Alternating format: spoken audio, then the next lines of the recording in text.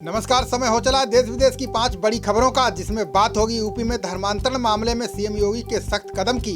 बताएंगे कि पीएम मोदी की बैठक में शामिल होने से मना करने वाले गुपकार नेताओं में कौन सी खिचड़ी पकी कि अब बैठक में आने को आतुर हैं। जानेंगे कोरोना के नए वेरिएंट देश के किन किन राज्यों में दस्तक दे चुके हैं। चर्चा करेंगे कोरोना वैक्सीन लगाने के लिए नए प्लान की। अंत में बताएंगे कि एक ऐसी शादी के बारे में जिसमें किस तरह से पर्यावरण को बचाने के लिए खास ख्याल रखा गया। तो आइए खबर की शुरुआत सीएम योगी के उस सख्त कदम से करते हैं जिससे अपराधियों में हड़कंप मचा हुआ है। बता दें कि सोमवार को धर्मांतरण कराने वाले गिरोह के 2 सदस्यों को यूपी के आतंकवाद निरोधक दस्ते यानी एटीएस ने गिरफ्तार किया था। ये गिरोह मूक बधिर व कमजोर आय वर्ग के लोगों को निशाना बनाता था। ऐसे लोगों को धन, नौकरी व शादी का लालच देकर धर्म परिवर्तन करने के लिए तैयार करता था। इस गिरोह को ISI समेत अन्य विदेशी एजेंसियों से फंडिंग की जाती थी। गिरोह ने अब तक देश भर में करीब 1000 लोगों का धर्मांतरण कराने का खुलासा किया है। उनके कब्जे से विदेशी फंड से जुड़े दस्तावेज भी बरामद किए गए हैं। एटीएस इनकी छानबीन कर रही है। एटीएस दोनों को अदालत से पुलिस कस्टडी रिमांड पर लेकर पूछताछ करेगी, जिससे कि उसके रैकेट के बारे में अतिरिक्त जानकारी मिल सके। एडीजी कानून व्यवस्था प्रशांत कुमार ने पत्रकारों को बताया था कि ये गिरोह कई लड़कियों की धर्मांतरण के बाद शादी भी करवा चुका है।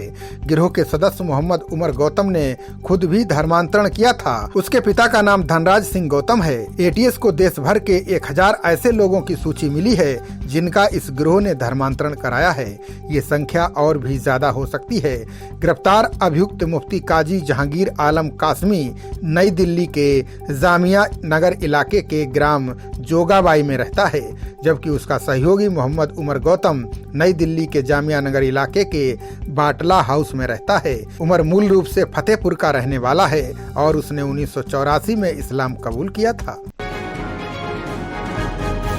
दिल्ली में पीएम मोदी के साथ होने वाली सर्वदलीय बैठक से पहले गुपकार गठबंधन के नेताओं ने बैठक में अहम फैसला लिया है। पीएम की बैठक में शामिल होने से मना करने वाले इन नेताओं ने अब शामिल होने का निर्णय लिया है। गुपकार की बैठक की अध्यक्षता पूर्व मुख्यमंत्री फारूक अब्दुल्ला ने की है। गुपकार गठबंधन की बैठक के बाद सदस्य दल के नेताओं ने मीडिया से बात की। फारूक अब्दुल्ला ने कहा कि पीएम के साथ सर्वदलीय बैठक में महबूबा मुफ्ती, मोहम्मद तारिगामी और मैं खुद भाग लूंगा। बातचीत के दौरान प्रधानमंत्री और गृह मंत्री के सामने अपना पक्ष रखेंगे। वहीं महबूबा मुफ्ती ने 370 का नाम लिए बगैर इशारों में कहा कि हमसे जो छीन लिया गया है हम उसके बारे में बात करेंगे, साथ ही राजनीतिक बंदियों की रिहाई पर जोर देंगे। महबूबा ने कहा कि सरकार को कश्मीर मुद्दे पर पाकिस्तान से भी बातचीत करनी चाहिए। इसके अलावा PAGD सदस्य मुजफ्फर शाह ने कहा कि हम अनुच्छेद 370 और 35A के बारे में भी बात करेंगे।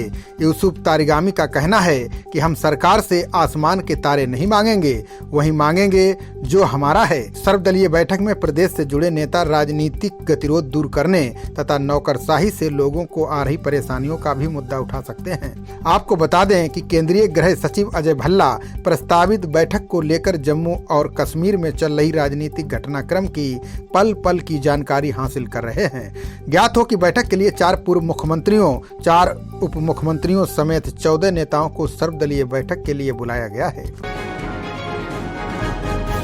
देश में कोरोना महामारी की दूसरी लहर धीरे धीरे कमजोर पड़ती जा रही है। इसी बीच कोरोना के एक नए वेरिएंट ने लोगों की चिंता बढ़ा दी है, जिसे डेल्टा प्लस का नाम दिया गया है।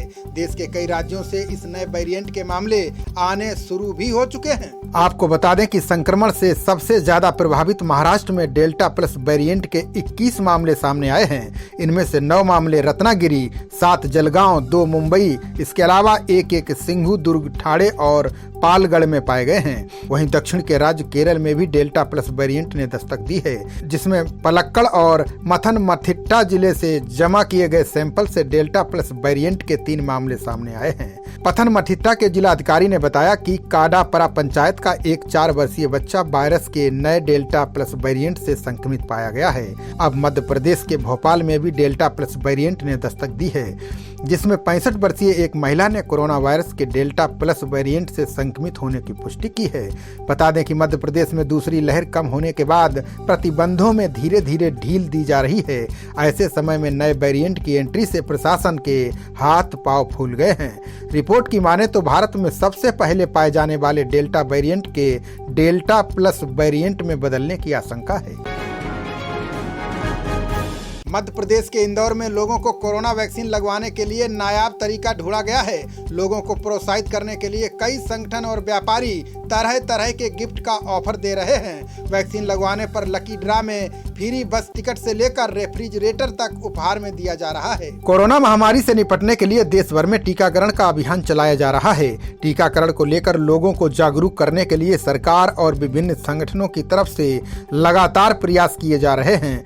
इसी क्रम में इंदौर में कई संगठन और व्यापारी लोगों को प्रोत्साहित करने के लिए गिफ्ट दे रहे हैं। एसोसिएशनों का कहना है कि हम वैक्सीन सेंटर में टीकाकरण कराने वाले यात्रियों को एक बार की यात्रा के लिए मुफ्त बस टिकट दे रहे हैं।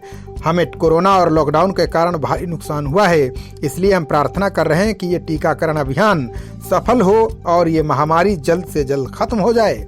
वहीं राज्य के अधिकारियों ने बताया कि पहली बार इंदौर के 3 शॉपिंग मॉल में वैक्सीनेशन सेंटर बनाए गए हैं। इन मॉल्स के मालिक वैक्सीन लगवाने वालों को मौके पर ही सेल्फी स्टिक और दूसरे गिफ्ट दे रहे हैं। वैक्सीनेशन कराने वाले लकी ड्रा में भाग लेने के पात्र होंगे और उन्हें रेफ्रिजरेटर और दूसरे गिफ्ट दिए जाएंगे।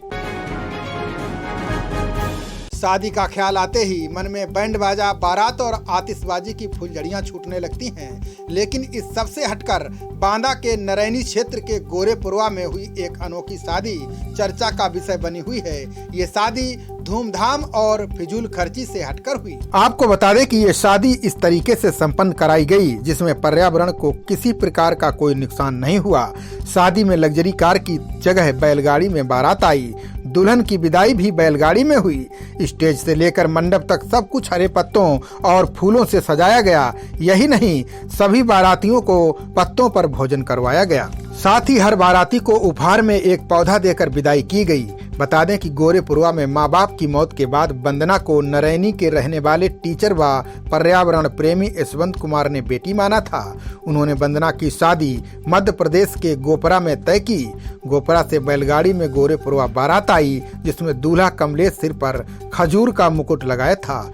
दूल्हे के साथ ना बैंड बाजा, ना डीजे और ना आतिशबाजी, सिर्फ ढोलक की थाप पर महिलाएं मंगल गीत गा रही थीं। बारातियों और घरातियों को हरे पत्तों पर नाश्ता और भोजन परोसा गया। खाना बनाने में कार्बन उत्सर्जन करने वाले कोई भी साधन का प्रयोग नहीं किया गया। इसके बाद बैलगाड़ी में दुल्हन विदा हो गई। इस अनोखी शादी के लगभग 50 बाराती और घराती गवाह बने। खबरों का सिलसिला जारी रहेगा। देखते रहिए जनप्रवाद। नमस्कार।